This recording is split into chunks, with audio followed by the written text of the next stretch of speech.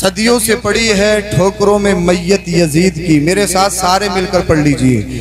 صدیوں سے پڑی ہے ٹھوکروں میں میت یزید کی.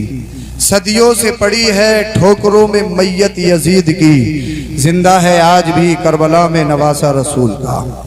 زندہ ہے آج بھی کربلا میں نواسا رسول کا. اللہ پاک قرآن کریم میں ارشاد فرماتا ہے انما یرید اللہ لیذھب عنکم الرجس اہل البیت ویطہرکم تطہیرا، کہ اللہ چاہتا ہے اہل بیت سے گندگی کو دور کر دے. رجس کہتے ہیں ناپاکی کو، گندگی کو. گندگی دو طرح کی ہوتی ہے. ایک گندگی ہوتی ہے آپ کے جسم پہ گندگی لگی، آپ نہا لیے، غسل کر لیا، آپ کا جسم پاک ہو گیا.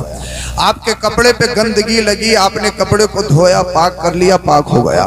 لیکن جناب ایک گندگی وہ ہوتی ہے جو دل پہ لگتی ہے. وہ گندگی کون سی ہے؟ وہ جھوٹ بولنے کی، بہت ساری برائیوں کی، گناہوں کی گندگی.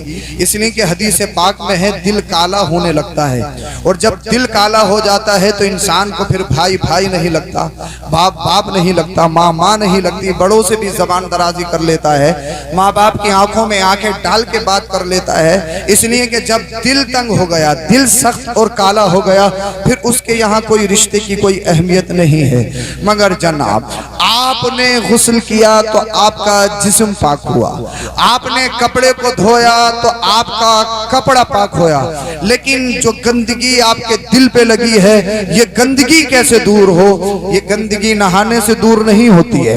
یہ گندگی کیسے دور ہوگی؟ اب اللہ فرماتا ہے کہ اللہ چاہتا ہے کہ اہل بیت کی گندگی کو دور کر دے، اہل بیت سے نجاست اور ناپاکی کو دور کر دے.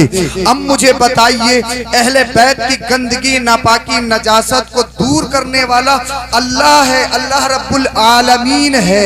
یعنی اللہ نے اہل بیت سے گندگی کو دور کر دیا، اور آگے ارشاد فرمایا کہ اللہ انہیں خوب خوب صاف ستھرا پاکیزہ بنانا چاہتا ہے. کیسا پاکیزہ؟ ایسا پاکیزہ. کیسے پاکیزہ؟ ایسے پاکیزہ. کیسے پاکیزہ؟ بریلی کے رضا اعلیٰ حضرت بولے تیری نسل پاک میں ہے بچہ بچہ نور کا. مثال بنائیے، بولیے ذرا سبحان اللہ. ماشاءاللہ. کیسے پاک کیا؟ کیسے پاک کیا؟ اس سے پہلے میں آپ کو ایک بات بتا دوں. اللہ مدینے والے مصطفیٰ حضرت عائشہ صدیقہ رضی اللہ تعالیٰ عنہ سے روایت ہے، اور یہ حدیث پاک مشکات شریف میں ہے. اللہ کے رسول صلی اللہ علیہ وسلم حجرے میں تشریف فرما ہے. آپ کے پاس ایک چادر ہے، اس چادر میں آپ نے ارشاد فرمایا این علی، علی کہاں ہے؟ مولا کائنات حضرت علی تشریف لے آئے. فادخلہ، میرے نبی نے حضرت علی کو اسی چادر میں داخل فرما لیا. حضرت فاطمہ بھی آ گئی، میرے نبی نے خاتون جنت حضرت فاطمہ زہرا کو بھی اسی چادر میں لے لیا. سرکار امام حسن تشریف لے آئے، میرے نبی نے سرکار امام حسن کو بھی اسی چادر میں لے لیا. اتنے میں سرکار امام حسین امام علی مقام تشریف لے آئے، میرے نبی نے ان کو بھی چادر میں لے لیا.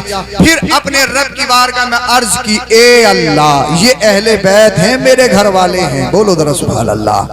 چادر تنی ہے، چادر میں نبی کریم ہے، چادر میں مولا کائنات اسد اللہ شیر خدا داماد رسول ہے. اسی چادر میں فاطمہ زہرا خاتون جنت، مصطفیٰ کی راحت، مصطفیٰ کا سکون، مصطفیٰ کا چین ہے. اسی چادر میں سبت رسول سرکار امام حسن ہے. اسی چادر میں سرکار امام علی مقام امام حسین ہے. پھر میرے نبی فرما رہے ہیں اپنے رب کی بارگاہ میں عرض گزار اے اللہ یہ میرے گھر والے ہیں، میں ان سے محبت کرتا ہوں، علی سے میں محبت کرتا ہوں، فاطمہ میری لاڈلی ہے، حسن میرا پیارا ہے، حسین میرے دل کا ٹکڑا ہے. اے اللہ میں ان سے پیار کرتا ہوں، تو بھی ان سے پیار کر. بولو ذرا سبحان اللہ. بولیے ذرا سبحان اللہ. ماحول بنائیے، جلسے کا ماحول بنائیے. انشاءاللہ بہت جلد آپ کا جلسہ ختم ہوگا. کیا فرمایا میرے نبی نے؟ اپنے رب کی بارگاہ میں عرض کر رہے اے اللہ علی میرا پیارا ہے، میری بیٹی فاطمہ زہرا میری لخت جگر ہے، حسین میرا پیارا ہے، حسن میرا پیارا ہے. اے اللہ میں ان سے پیار کرتا ہوں، تو بھی ان سے پیار کر. اور اے اللہ جو ان سے دشمنی کرے تو ان سے دشمنی کر. میرے نبی نے فرمایا علی مجھ سے، میں علی سے. فاطمہ میری بیٹی، میری شہزادی، میری لخت جگر، میری نور نظر، حسن میرا بیٹا، میرا شہزادہ جنتی پھول ہے، حسین سے میں ہوں، میں حسین سے ہوں، یعنی میرا ذکر حسین کا ذکر ہے، میری محبت حسین کی محبت ہے، میری فکر حسین کی فکر ہے، میری دشمنی حسین کی دشمنی ہے، حسین کی دشمنی میری دشمنی ہے، حسین سے عداوت میری عداوت ہے۔ میرے نبی نے فرمایا میں حسین سے، حسین مجھ سے ہے، مطلب یہ ہے قرآن کی آیتیں میں پڑھوں گا، اس کی تفسیر میرا بیٹا حسین کرے گا۔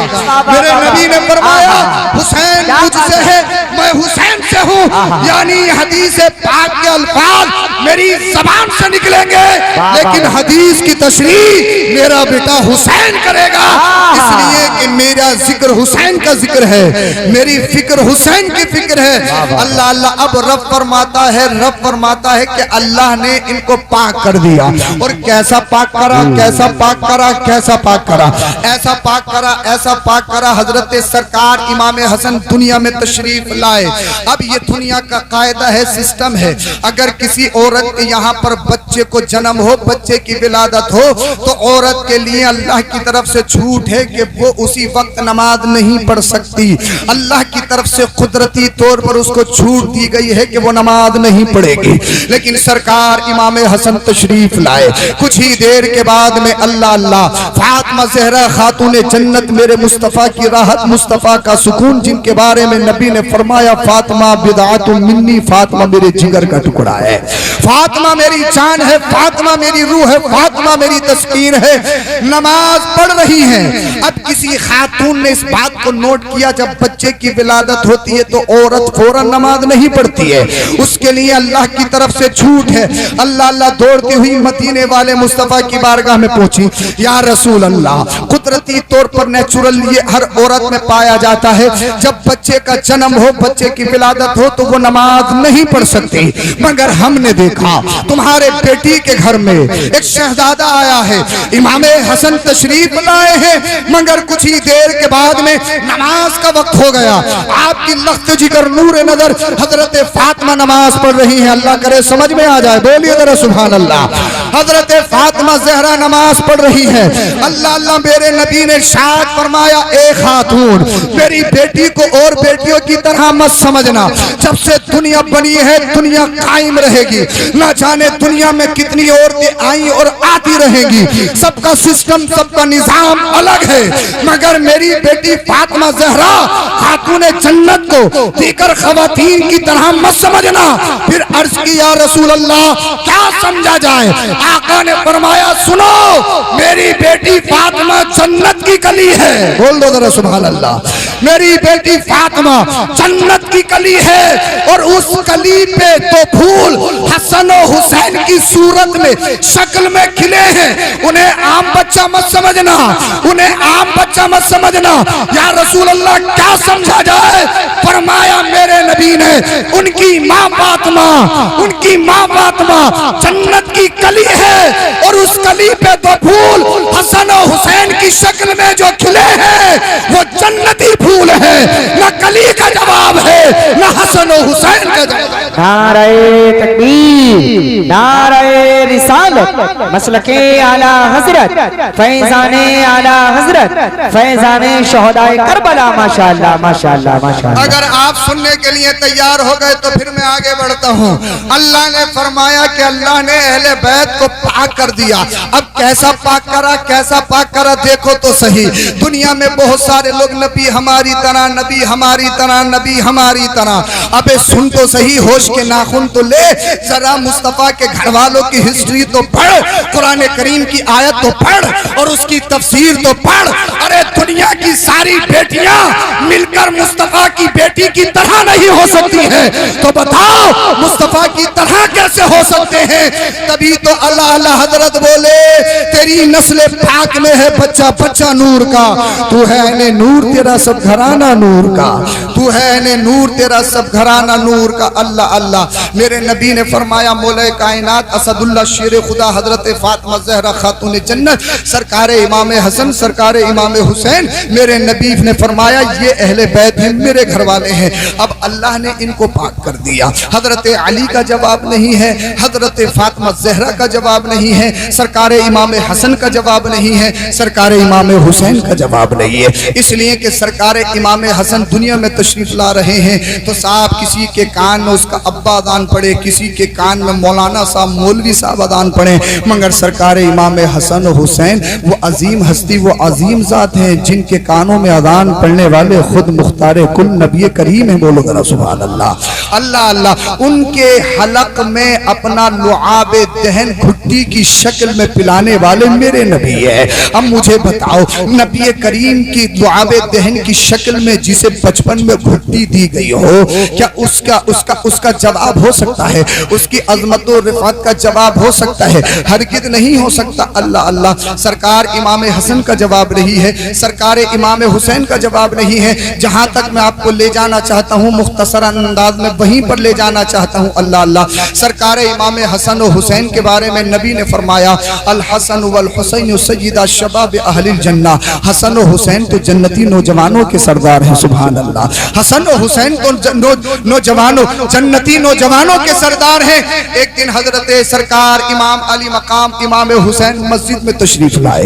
देखा उमर इब्न खत्ताब खलीफा दोम सेकंड नंबर के खलीफा खुतबा दे रहे हैं। हजरत सरकार इमाम अली मकाम कहने लगे ए उमर मेरे नाना के मिंबर से उतरिए और अपने बाबा के मिंबर पे जाइए। उमर इब्न खत्ताब फारूक आजम उस फारूक आजम खलीफा सानी ने जब सुना तो गुस्सा नहीं किया अमीरुल मुमिनीन ने। अल्लाह अल्लाह। सरकार इमाम अली मकाम इमाम हुसैन से कहने लगे ए शहजादे मिंबर तो सिर्फ तुम्हारे नाना तुम्हारे बाबा का है, हमारा मिंबर कहाँ रखा है? शहजादे को अपनी गोद में बिठाया। अल्लाह अल्लाह। मिंबर पे सरकार अमीरुल मुमिनीन उमर इब्न खत्ताब फारूक आजम रज़ियल्लाहु ताला अन्हु ने।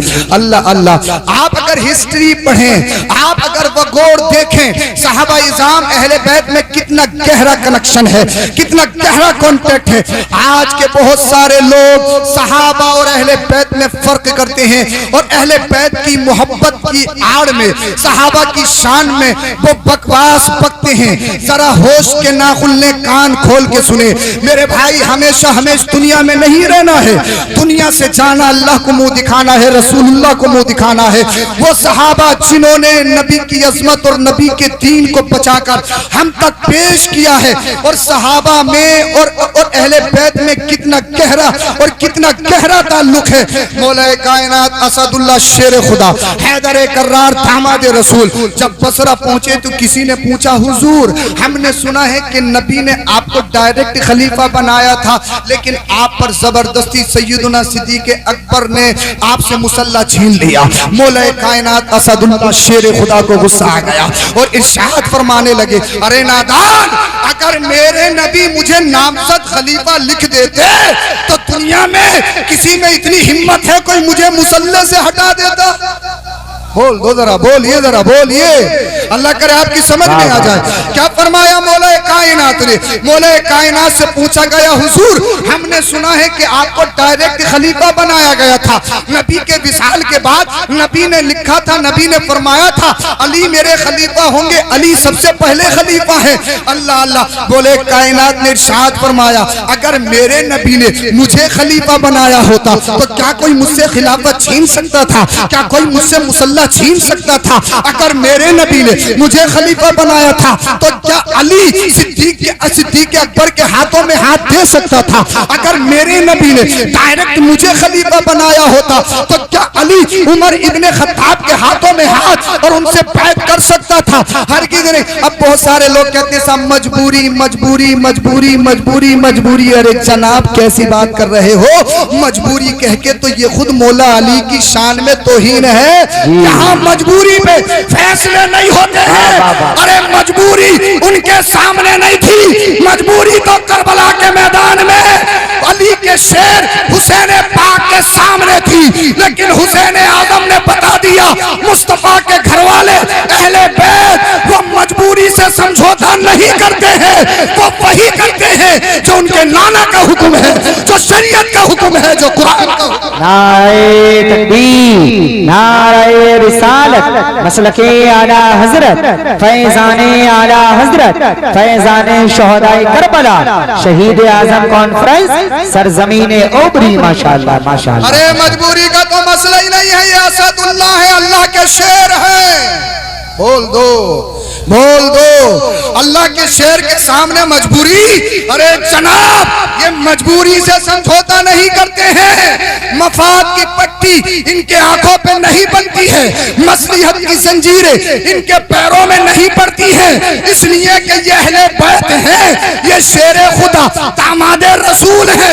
अल्लाह अल्लाह सैयदुना ज़ैनुल आबिदीन रजी अल्लाह ताला अन्हु, जो सरकार इमाम हुसैन के शहजादे हैं, बड़े शहजादे, उनसे पूछा गया हुजूर शेखैन की फजीलत के बारे में, सैयदुना सिद्दीक अकबर और उमर फारूक आजम के बारे में आपकी क्या राय है, क्या कंसेप्ट है, क्या ओपिनियन है, जरा आप तवज्जो के साथ सुने। अल्लाह अल्लाह। तो सैयदुना बीमार ज़ैनुल आबिदीन, भाई मेरी बात हो तो मुझे वापस कर दो, मगर हुसैनी हो ना, हुसैन पाक को तो मानते हो, मैं हुसैन पाक की डायरेक्ट बेटे ज़ैनुल आबिदीन की बात बता रहा हूँ, मेरी बात हो तो मुझे वापस कर दो। मैं किसकी बात बता रहा हूँ? सैयदुना ज़ैनुल आबिदीन की बात बता रहा हूँ। किसी ने पूछा हुजूर शेखैन सिद्दीक अकबर उमर फारूक आजम के बारे में क्या कंसेप्ट है, उनकी फजीलत के बारे में आपका क्या कहना है? आपने क्या जामे जुमला फरमाया, उस जुमले पे मेरी इज्जत, मेरी पूरी जिंदगी कुर्बान। बोलिए जरा सुभान अल्लाह।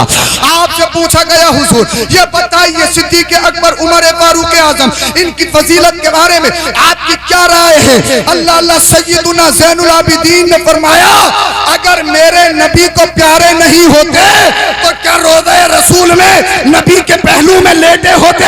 एक तरफ सिद्दीक लेटा है, एक तरफ उमर लेटा है, तो ये बात है, ये बात दलालत कर रही है इस बात पे, अगर मेरे नबी को पसंद नहीं होते तो ना सिद्दीक वहां लेटे होते, अगर नाना को पसंद नहीं होते तो ना उमर वहां लेटे होते, सिद्दीक भी लेटे हैं, उमर भी लेटे हैं, तो मतलब ये है ये मुस्तफा की पसंद है, जब मुस्तफा की पसंद है तभी तो लेटे हैं। नारे तकबीर, नारे रिसालत, मसलके आला हजरत, फैजाने आला हजरत, फैजाने शोहदाए करबला, फैजाने असीराने करबला जिंदाबाद। माशाअल्लाह। अगर जनाब किताबें पढ़ो, हिस्ट्री पढ़ो तो कुछ समझ में आए ना।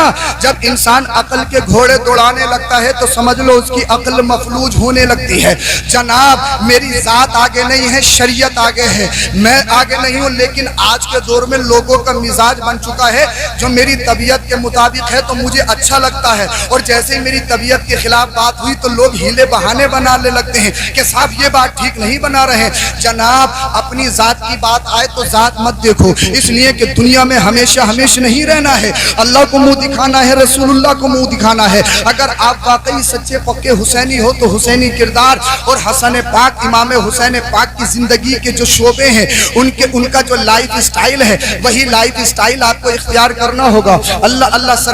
सरकार इमाम ज़ैनुल आबिदीन रजी अल्लाह ताला अन्हु ने फैसला फरमा दिया और आपने सुन भी लिया। कौन है अहले बैत? मेरे नबी के घर वाले हैं अहले बैत। सरकार इमाम हसन रजी अल्लाह ताला अन्हु ने इसी उम्मत को बचाने के लिए, नाना की उम्मत को पार लगाने के लिए इख्तिदार पर लात मार दी, कुर्सी पर लात मार दी, सत्ता पर लात मार दी। जब यजीद पलीद तख्त नशी हुआ सबसे पहले उसने मदीना शरीफ को एक खत लिखा गवर्नर के पास कि जल्द अज जल्द हुसैन इब्ने अली, अब्दुल्ला इब्ने जुबैर, अब्दुल्ला इब्ने उमर से जल्द अज जल्द बैत ली जाए, इसलिए कि अगर इन तीनों ने बैत नहीं ली तो फिर हमारी इख्तिदार, हमारी कुर्सी छीन सकती है। अल्लाह अल्लाह। यजीद पलीद का खत जब मदीना शरीफ के गवर्नर के पास पहुंचा, सरकार इमाम हुसैन को बुलाया गया, सरकार इमाम हुसैन को वो खत दिखाया गया। सरकार इमाम आली मकाम इमाम हुसैन पाक ने फरमाया वो यजीद पलीद शराबी अय्याश मक्कार है, शरीयत की पामाली करता है, शरीयत की मुखालफत करता है, हरगिज़ उसके हाथों में हाथ नहीं दिया जाएगा। मुख्तसर ये है सरकार امام علی مقام نے روضہ رسول پیارا شہر مدینہ شریف چھوڑا، اس کے بعد میں مکہ المکرمہ بھی چھوڑا، جائزے کے لیے حضرت مسلم بن عقیل اور آپ کے ساتھ 2 بچے، ایک کا نام محمد ایک کا نام ابراہیم، کوفے کو بھیجا۔ آپ کو خط موصول ہوا حضرت مسلم بن عقیل کی جانب سے کہ حالات بہت بہتر ہیں، لوگ قطار در قطار جماعتوں کی جماعت کے ساتھ ہاتھ پہ بیعت کر رہے ہیں، سرکار تشریف لے آئیے۔ سرکار امام علی مقام امام حسین اللہ اللہ مکے سے نکل گئے۔ مکے سے نکلنے کے بعد میں جب مقام حاجز پہ پہنچے، اللہ اللہ آپ نے ایک قاصد کو بھیجا جن کا نام حضرت قیس تھا، اور اس میں لکھا حمد و صلات کے بعد کوفیوں کو مخاطب کر کے فرمایا گیا، حمد و صلات کے بعد فرمایا اے لوگو سنو، میں حسین ابن علی ہوں، آپ کے حالات آپ کی بہتری بہت اچھی ہے۔ ہم مسلم بن عقیل نے میرے بھائی نے مجھے خط بھیج دیا ہے، آپ کے حالات بہت بہتر ہیں، میں جلد از جلد آپ کے شہر آنے والا ہوں، لہذا شہر کے تمام حالات کو بہتر کر لیا جائے۔ ابھی تک میرے امام کو یہ معلوم نہیں تھا کہ مسلم بن عقیل کے ساتھ کوفیوں نے اللہ اللہ بے وفائی کر دی ہے، آپ کو دھوکہ دے دیا گیا ہے، حضرت مسلم بن عقیل اور آپ کے بچوں کو شہید کر دیا گیا ہے۔ یہ خط لے کر جب حضرت قیس کو بھیجا تو ابن زیاد نے شہر کے چاروں طرف اپنے جاسوس چھوڑ رکھے تھے۔ اللہ اللہ جب مقام قادسیہ میں حضرت قیس پہنچے، وہاں پر آپ کو قیدی بنا لیا گیا۔ قیدی بنانے کے بعد میں ابن زیاد کے دربار میں پیش کیا گیا۔ ابن زیاد نے حضرت قیس کے ہاتھ میں دیکھا، وہ خط خط حسین تھا، وہ لیٹر سرکار امام حسین کا لیٹر تھا۔ اللہ اللہ اس میں جو لکھا ہوا تھا وہ ابن زیاد نے پڑھا۔ ابن زیاد یزیدی کتا کہنے لگا، اے قیس اگر تمہیں اپنی جان کی امان چاہیے، اگر تم چاہتے ہو کہ تمہاری جان بخش دی جائے تو تمہیں صرف ایک کام کرنا ہوگا۔ کیا کام کرنا ہے؟ وہ کام کرنا یہ ہے کہ گورنر ہاؤس کی چھت پر چڑھ کر تمہیں حسین ابن علی کو جھوٹا کہنا ہوگا، تمہیں سرکار امام حسین کی توہین کرنی ہوگی، ان کے بارے میں برا بھلا کہنا ہوگا، ان کے بابا علی کی برائی کرنی ہوگی۔ حضرت قیس گورنر ہاؤس کی چھت پہ چڑھ گئے۔ ابن زیاد سوچ رہا تھا، اللہ اللہ ابن زیاد سوچ رہا تھا کہ حسین کا قاصد قیس ہو سکتا ہے کہ جان کی حفاظت کی وجہ سے، جان کی امان کی وجہ سے بچ چکا ہے، اور وہ سرکار امام حسین کی مذمت بیان کرے گا، ان کے بابا مولا کائنات کی مذمت بیان کرے گا۔ حضرت قیس گورنر ہاؤس کی چھت پہ چڑھے، گلیاں بھری ہوئی تھی۔ حضرت قیس نے اس خط کو نکالا، اور خط نکالنے کے بعد فرمایا اے لوگو سنو، کان کھول کے سنو، میرے ہاتھ میں جو خط دیکھ رہے ہو یہ خط ایسا ویسا نہیں ہے، یہ خط سبط رسول نواز رسول شیر خدا کے شیر حضرت امام حسین کا خط ہے، اور دنیا میں سب سے بہتر اگر آج کی تاریخ میں کوئی ہے تو وہ سبط رسول میرے نبی کا نواسا امام حسین ہے۔ اے لوگو تمہاری مشترکہ ذمہ داری ہے کہ ابن زیاد یا یزیدی کتوں کے چکر میں مت پڑنا، بلکہ تم سب پر ضروری اور لازمی ہے سرکار امام حسین کی مدد کرو، ان کی معاونت کرو، اور انہی کے ہاتھ پر بیعت کرو۔ اللہ اللہ ابن زیاد سوچنے لگا، میں نے قیس کو چھت پہ کیوں چڑھایا تھا، کیسے چڑھایا تھا؟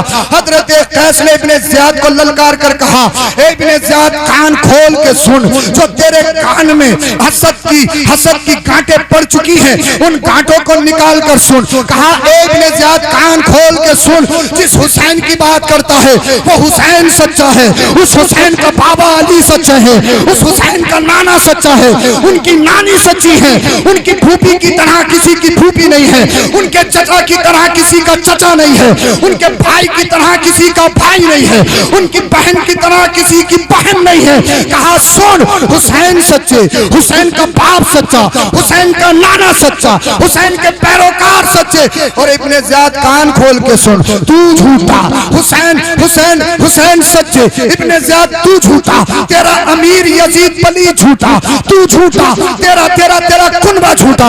ابن زیاد کان کھول کے سن، حسین سچا ہے، تو جھوٹا ہے، تیرا خاندان جھوٹا ہے، تیرے پیروکار جھوٹے ہیں۔ جب ابن زیاد نے اتنا سنا آگ ببولا ہو گیا، جلاد کو حکم دیا کہ قیس کو زندہ زمین پر چھت سے پھینک دیا جائے۔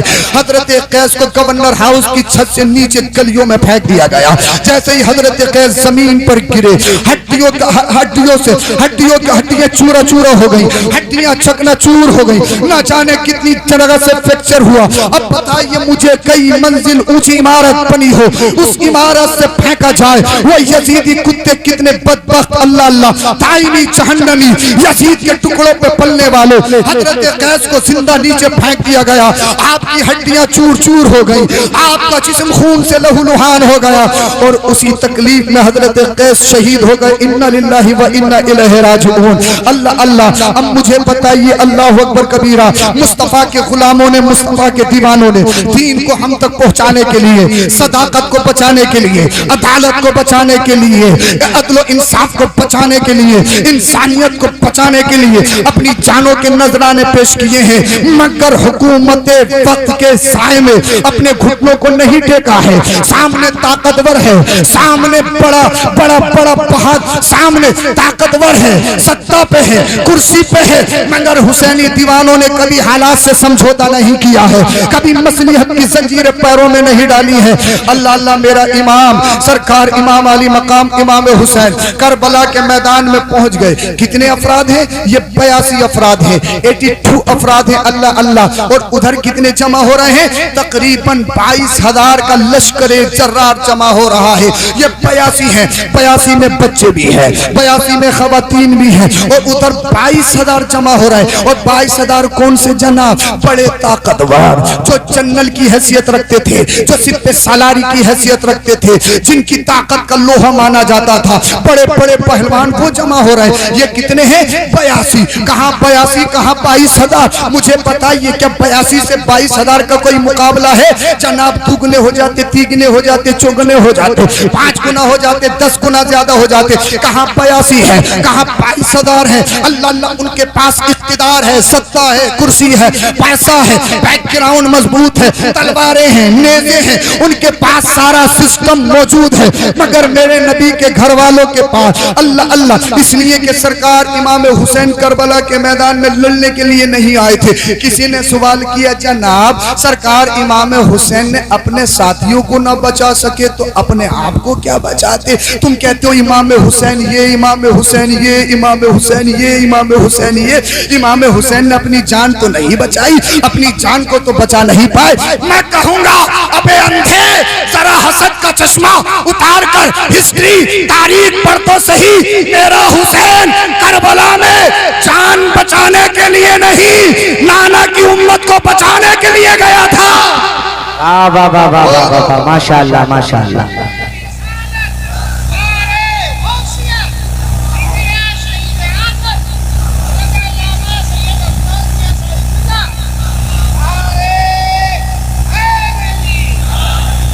इसलिए अब बहुत सारे लोग कहते हैं नबी जब नवासे को नहीं बचा सके तो किसी और को क्या बचाएंगे? मैं कहूंगा, सुन, तारीख या हदीस का कोई टुकड़ा ऐसा दिखा सकता है जिसमें मेरे नबी ने अपने नवासे को बचाने के लिए दुआ की हो? क्या कोई हदीस कोई ऐसी दिखा सकता है कि नबी ने बचाने की कोशिश की हो, दुआ की हो? अरे जनाब, बात तो ये आती कि मेरे नबी हाथ भी उठाते बचाने के लिए, अल्लाह अल्लाह, और मेरा हुसैन बच भी नहीं पाता, तब तो तुम्हारा सवाल निशान सही था। मगर मेरे नबी ने हुसैन को बचाने के लिए दुआ नहीं की है, बल्कि जब भी दुआ की तो यही की, ए अल्लाह, जब करबला के मैदान पे मेरे हुसैन पर, मेरे नवासे पर चारों तरफ से तीरों से, तलवारों से, नेज़ों से हमले हो रहे हो, तो अल्लाह मेरे हुसैन को सब्र पर साबित कदम रखना, दीन पर साबित कदम रखना। इसलिए कि नबी जानते हैं हुसैन को बचाना नहीं है, बल्कि हुसैन अपने नाना की उम्मत को बचाने के लिए आया है, नाना की उम्मत की कश्ती को पार लगाने के लिए आया है।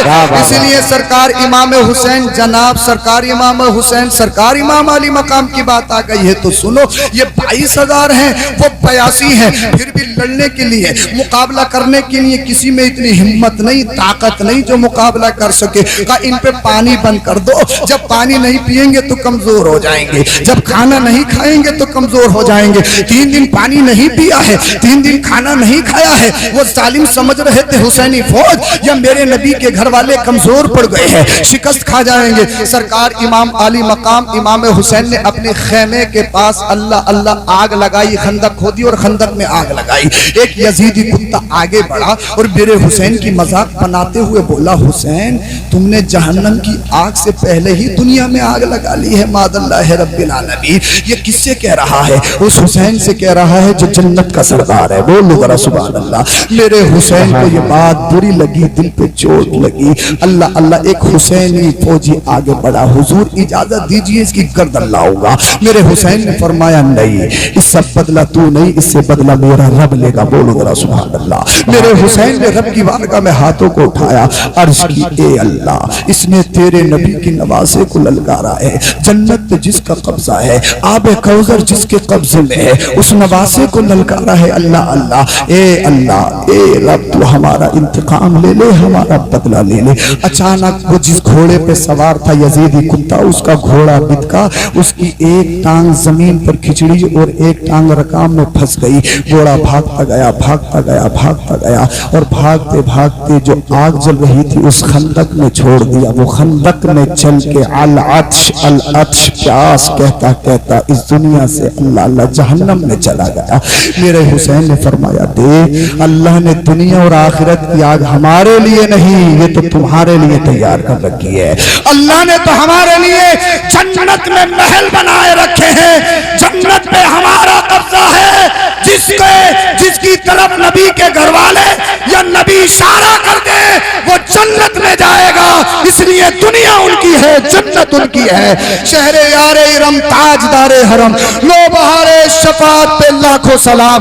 मेरे सरकार इमाम अली मकाम इमाम हुसैन ने कई करामतों का ज़ुहूर करबला के मैदान में दिखाया ताकि यजीदी कुत्ते हुसैन को मोहताज ना समझ ले। मगर हुसैन का मकसद घर वालों को बचाना नहीं था, हुसैन का मकसद अपने आप को बचाना नहीं था। यके बाद दीगरे अल्लाह अल्लाह, यके बाद दीगरे अल्लाह की बारगाह में अपनी जानों के नजराने पेश कर रहे हैं। अल्लाह अल्लाह जानिसार आ रहे हैं, रब की बारगाह में जानों के नजराने दे रहे हैं। अब घर वालों की बारी आ जाती है, घर वाले आ रहे हैं, अपनी जानों के नजराने पेश कर रहे हैं। हजरत अब्बास के भाइयों ने अपनी शहादत सरकार इमाम अली मकाम के कदमों पे निछावर कर दी। बादहू हजरत सरकार इमाम हसन के बेटे हजरत कासिम रज़ी अल्लाह ताला इब्ने हसन अपने चचा हजरत इमाम हुसैन की बारगाह में खड़े, हुजूर अब मुझे इजाजत दीजिए, अब मुझे इजाजत दीजिए, मैं मैदान करबला में जाना चाहता हूँ। मेरे हुसैन ने देखा मेरा भतीजा, मेरे भाई हसन की यादगार, जिनको हजरत कासिम कहा जाता है, जिनकी 19 साल की उम्र है और जिनका रिश्ता निस्बत मेरे इमाम हुसैन की बेटी सैयदा सकीना से तय हो गया था। आपकी उम्र 19 साल है। हजरत सैयदा सकीना से रिश्ता हुआ था जनाब, शादी नहीं हुई थी, सिर्फ रिश्ता हुआ था। मेहंदी के नाम पर जो खुराफात का बाजार गर्म किया जाता है यह ला इल्मी है। अहले सुन्नत वल जमात ने इन तमाम बातों का खंडन किया है। खुद सोचिए, लड़के के लिए तो न शादी से पहले मेहंदी लगाना जायज है, न शादी के बाद मेहंदी लगाना जायज है। तो जो नबी के नवासे हों, अल्लाह अल्लाह, इतना करीबी रिश्ता हो, क्या वो शरीयत की मुखालफत कर सकते हैं? सिर्फ रिश्ता हुआ था हजरत कासिम का हजरत सकीना से, शादी नहीं हुई थी। इसलिए कि मेरा हुसैन करबला के मैदान में शादी करने के लिए नहीं गया था। सरकार इमाम अली मकाम की बारगाह में हजरत कासिम खड़े कि मेरे चचा मुझे इजाजत दीजिए। सरकार इमाम हुसैन ने फरमाया, नहीं, तुम मेरे भाई की आखिरी निशानी हो। मेरा भाई यादगार के तौर पर अल्लाह अल्लाह मेरे पास तुम्हें छोड़ गया है। अगर मैं तुम्हें भी इन तलवारों से, नेज़ों से, भालों से छलनी होने नहीं दे सकता, तलवारों से जख्मी होने नहीं दे सकता। सरकार इमाम हुसैन की बारगाह में सरकार इमाम कासिम कदमों में गिर गए, अर्ज करने लगे, हुजूर सरकार अपने कदमों पर अपनी जान का नजराना और शहादत देने से, इस अजीम सआदत से मुझे महरूम मत कीजिए, खुद का वास्ता मुझे इजाजत दे दीजिए।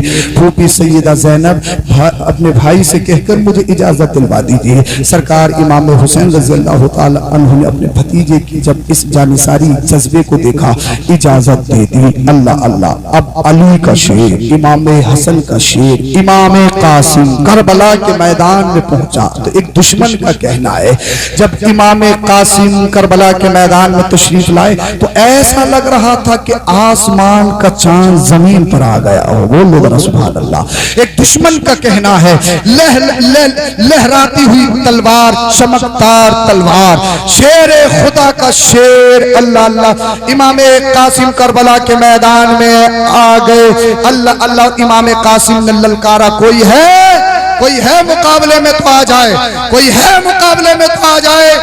عمر ابن سعد ایک پہلوان تھا، ارزق نام سے بہت بڑا مشہور پہلوان تھا. عمر ابن سعد نے ارزق سے کہا جائیے اور امام قاسم سے لڑیے، قاسم سے لڑیے. ارزق بولا یہ تو میری توہین ہے، میں نامور پہلوان اور یہ بچہ، میں اس بچے سے لڑوں گا. عمر ابن سعد بولا اسے بچہ مت سمجھو، یہ امام حسن کا بیٹا، شیر خدا، داماد رسول کا پوتا ہے، اسے بچہ مت سمجھو. ارزق بولا میری توہین ہے، اس بچے کے سامنے جاؤں گا. ہاں البتہ اتنا ہے، میرے بیٹوں میں سے 4 بیٹے بڑے بڑے طاقتور جنگجو ہیں، ان بیٹوں میں سے کوئی ایک جو کمزور بیٹا ہے وہ چلا جائے گا. اللہ اللہ. ارزق نے اپنے ایک بیٹے کو بھیجا، صاحب اپنی تلوار لہراتا ہوا، تلوار کو زہر میں بھگو کر آ رہا ہے. حسین کے شہزادے کو ایک ہی بار میں اس دنیا سے، اللہ اللہ، حسین کے شہزادے کو، حسن کے شہزادے کو ایک ہی بار میں شہید کر دے گا. مگر سرکار امام حسن کے شہزادے امام قاسم نے ایک ہی وار کیا، ارزق کے بیٹے کو واصل جہنم کر دیا. اللہ اللہ. اس کی تلوار ہاتھ میں لے لی. دوسرا بھائی آ گیا، دوسرے بھائی کو بھی ایک ہی وار میں واصل جہنم کر دیا. تیسرا آیا، تیسرے کو بھی واصل جہنم کر دیا. چوتھا آیا، چوتھے کو بھی واصل جہنم کر دیا. عمر ابن سعد ارزق سے بولا میں نے پہلے ہی کہا تھا اسے بچہ مت سمجھنا، اس کی رگوں میں شیر خدا کا خون ہے.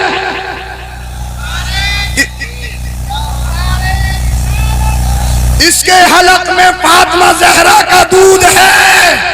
ارزق اپنے گھوڑے پہ سوار ہوا، تلوار کو لہراتا ہوا آ رہا ہے اور اعلان کر رہا ہے بچے اپنی جان بچا، جان تیری موت تیرے سر پر کھڑی ہے.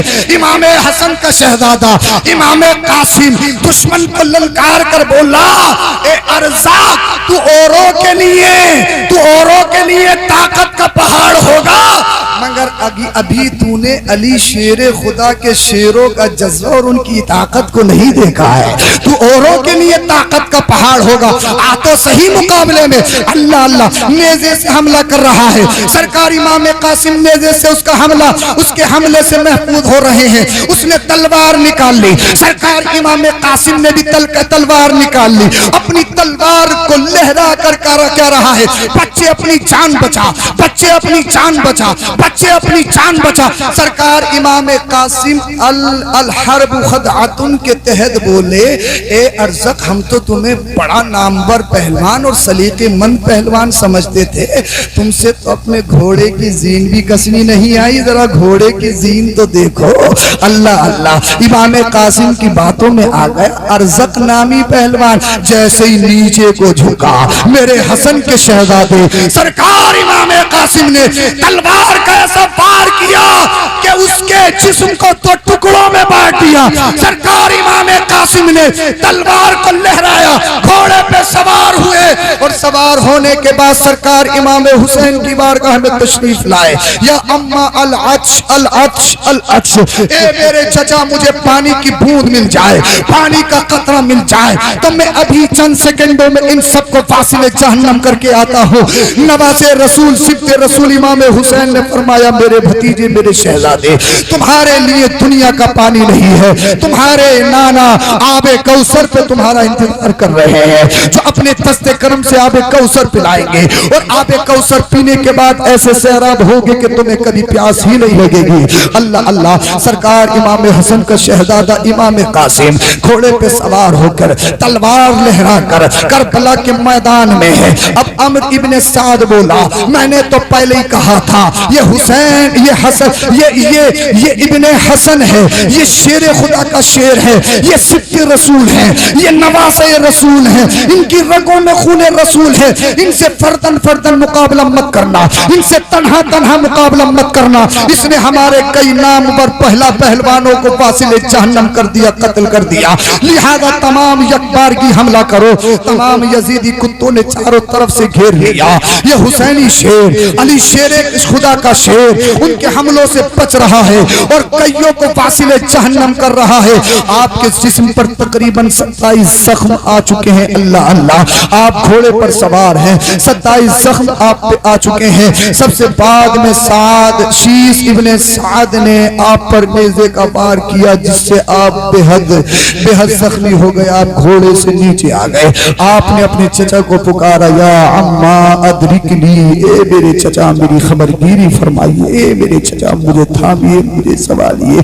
سرکار امام حسین کربلا کے میدان میں اپنے شہزادے سرکار امام قاسم کو دیکھنے کے لیے گئے۔ آپ نے سرکار امام قاسم کو اپنی گود میں لیا، لینے کے بعد سرکار امام قاسم نے اپنی آنکھوں کو کھولا اور کھولنے کے بعد یا اما ادرکنی، یا اما ادرکنی، میرے چچا مجھے سنبھالیے، میرے چچا مجھے سنبھالیے۔ پھر میرے امام نے آپ کی آنکھوں پہ ہاتھ پھیرا، آپ کی آنکھیں بند ہو گئیں۔ انا للہ و انا الیہ راجعون۔ سرکار امام حسن کی یاد، حضرت امام قاسم شہید، سرکار علی اکبر، سرکار علی اصغر، اللہ کے رسول صلی اللہ علیہ وسلم کے چمن کی کلیاں یکے بعد دیگر اللہ کی راہ میں اپنے جانوں کا نذرانہ پیش کر رہی ہیں۔ جانتے ہو کیوں؟ جانتے ہو کیوں؟ جانتے ہو کیوں؟ آخرکار ایسا تھا کیوں؟ ایسا کیوں ہوا؟ جانتے ہو کیوں؟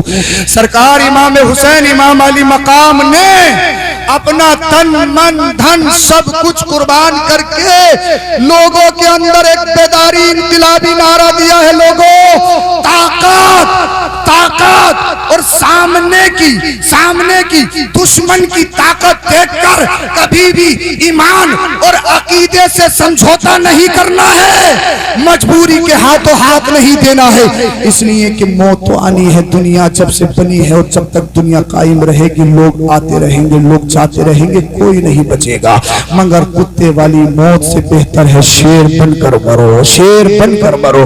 اس لیے کہ شیر جب تک دنیا میں رہتا ہے شیر بن کے رہتا ہے، جب دنیا سے جاتا ہے تو شیر بن کے جاتا ہے۔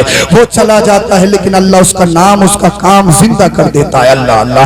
سرکار امام حسین رضی اللہ تعالی عنہ نے سب کچھ قربان کر دیا، اور سرکار امام حسین جب تک میدان و کرب و بلا میں ہے تو ذرہ ذرہ کہہ رہا ہے حسین زندہ، حسین زندہ، حسین زندہ۔ آسمان کا چاند کہہ رہا ہے حسین زندہ، آسمان کا سورج کہہ رہا ہے حسین زندہ۔ اللہ اللہ، جس تلوار سے لڑ رہے ہیں وہ تلوار کہہ رہی ہے حسین زندہ، حسین زندہ، حسین زندہ۔ صدیق کی صداقت بول رہی ہے حسین زندہ۔ فاروق اعظم، نعرہ تکبیر، نعرہ رسالت، نعرہ حیدری، نعرہ غوثیت، مسلک اعلی حضرت، فیضان اعلی حضرت، فیضان شہدائے کربلا، خطیب ہندوستان علامہ مفتی حماد رضا صاحب قبلہ قادری، خطیب ہندوستان علامہ مفتی حماد رضا صاحب قبلہ قادری مراد آبادی، شہید اعظم کانفرنس، نعرہ تکبیر، نعرہ رسالت۔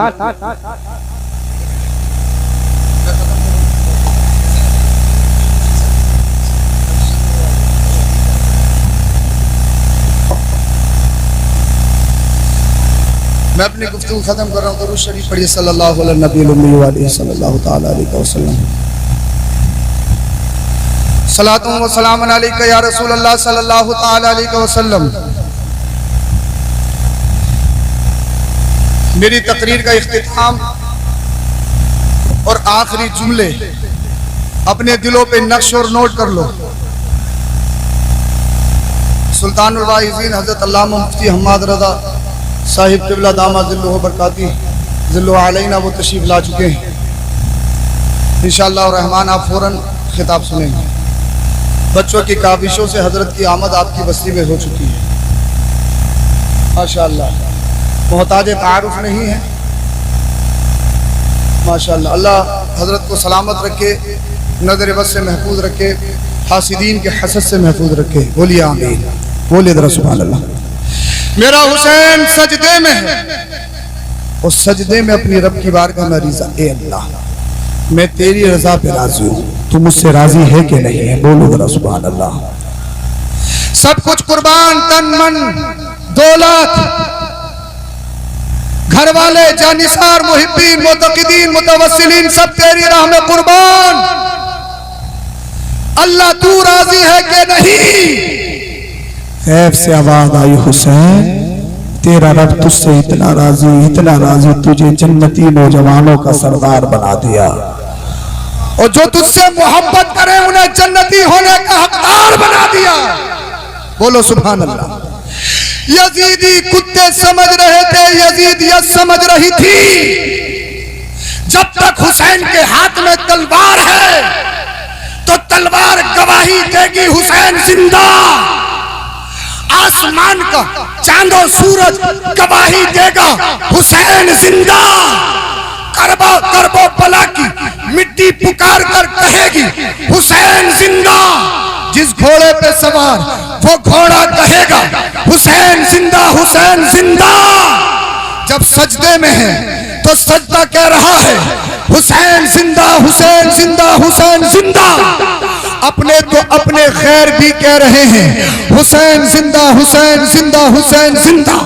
یزیدی کتے سمجھ رہے تھے گردن تن سے جڑی ہوئی ہے تب تک زندگی کی علامت ہے اور زندہ ہونے کا نعرہ لگ رہا ہے، مگر حسین پاک کی گردن کو تن سے جدا کر دیا جائے گا، پھر کوئی زندگی کی گواہی نہیں دیکھا، مگر یزیدی کتوں نے نہیں بلکہ پوری دنیا نے دیکھا، آسمان کے چاند و سورج نے دیکھا، زمین نے دیکھا، دنیا کے خطے خطے نے دیکھا۔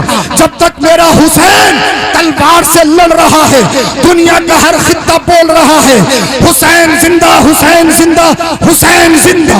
سجدہ بول رہا ہے حسین زندہ، عبادت بول رہی ہے حسین زندہ، مگر جب شمر لعین نے سر کو تن سے جدا کیا میرے حسین کا سر تن سے جدا ہو گیا۔ یزیدی خیمے میں خوشی کی لہر ہے، وہ سمجھ رہے ہیں حسین کی زندگی ختم ہو گئی، اب حسین کی زندگی کی گواہی کون دے گا؟ سر حسین کو نیزے پہ بلند کر کے بلند کیا، جب تک حسین کا سر تن سے ملا تھا، تن سے لگا تھا تو دنیا والے بولے حسین زندہ، حسین زندہ، حسین زندہ۔ اور جب نیزے پر سر حسین تن سے کٹا ہوا ہے تو اللہ کا قرآن بول رہا ہے حسین زندہ، حسین زندہ، حسین زندہ۔ اور حسین کیسا زندہ؟ حسین اوبری میں زندہ، حسین سنبھل میں زندہ، ہند میں زندہ، پاک میں زندہ، عرب میں زندہ، عجم میں زندہ، دنیا کے خطے خطے میں زندہ، میرے سینے میں زندہ، آپ کے سینوں میں زندہ، ہر گھر میں حسین زندہ، ہر مہینے میں زندہ، ہر دن میں زندہ، ہر لمحے میں زندہ۔ اس لیے حسین صرف 10 محرم کا حسین نہیں ہے، حسین صرف محرم کا حسین نہیں ہے، بلکہ زندگی حسین کی ہے، کھانا حسین کا ہے، پینا حسین کا ہے، لمحہ لمحہ حسین کا ہے۔ قتل حسین اصل میں مرگ یزید ہے، اسلام زندہ ہوتا ہے کربلا کے بعد، اسلام زندہ ہوتا ہے ہر کربلا کے بعد، حسین زندہ، حسین کا مشن زندہ، یزید مردہ، یزید کا مشن زندہ۔ اس لیے کہ جو رب کے نام پر جیتے ہیں اللہ ان کے نام کو بھی زندہ کر دیتا ہے، اللہ ان کے کام کو بھی زندہ کر دیتا ہے۔ کلمہ شریف پڑھیے لا الہ الا اللہ محمد رسول اللہ استغفر اللہ العظیم وما علینا الا البلاغ۔ السلام علیکم ورحمۃ اللہ۔